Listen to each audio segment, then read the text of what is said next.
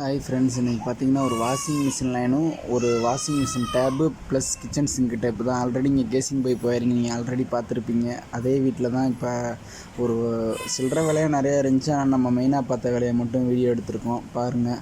ஒன்றரை லைனை வந்து அந்த கிச்சன் ஸ்லாப்லேயே ஏசிசி பிளாக்லேயே அடித்து நெயில் வச்சு அடித்து ஒன்றரை பிளாக் வாஷிங் மிஷின் லைனுக்கு போட்டாச்சு. ஸ்லோப் வச்சே போட்டாச்சு, ஸ்பிட் வச்சு பார்த்து. அது போக பார்த்திங்கன்னா 1 இன்ச் பிவிசி லைன் வந்து நம்ம டைரெக்டாக வந்து ஒரு வாஷிங் மிஷின் டேப்புக்கும் ப்ளஸ்ஸு சிங்க் டேப்புக்கு, அது போக வந்து சிங்க் டேப்பில் வந்து ஆர்ஓ மிஷினுக்கான அடாப்டரும் மாட்டி கொடுத்தாச்சு. இந்த வீடியோ எப்படி இருக்குன்னு சொல்லுங்கள். நம்ம பார்க்குற வேலையை எந்த மாதிரினாலும் பார்க்கலாம், ஆனால் அதிலே சிம்பிளான விஷயத்தில் எப்படி பார்க்கணுமோ நம்ம பார்க்குறது வந்து ரொம்ப நல்லது. ஆல்ரெடி மொட்டை மாடியில் 4 பக்கம் கல் மட்டும் எடுத்து சும்மா ரஃப்யூஸ்காண்டி அந்த வீடை பார்த்துக்கிட்டாங்க அவங்க வீட்டுக்காரங்களை பொறுத்த வரைக்கும். அதனால் வந்து அதில் சிம்பிளாக பூசை கூட கிடையாது. அதுக்கு மேலே டைரெக்டாக கலர் அடிக்க போகிறேன்ட்டாங்க. எங்களுக்கு சிம்பிளாக எவ்வளோ தூரம் சிம்பிளாக பண்ண முடியுமோ எங்களுக்கு செலவு கம்மியாக பண்ணி கொடுங்கன்னாங்க.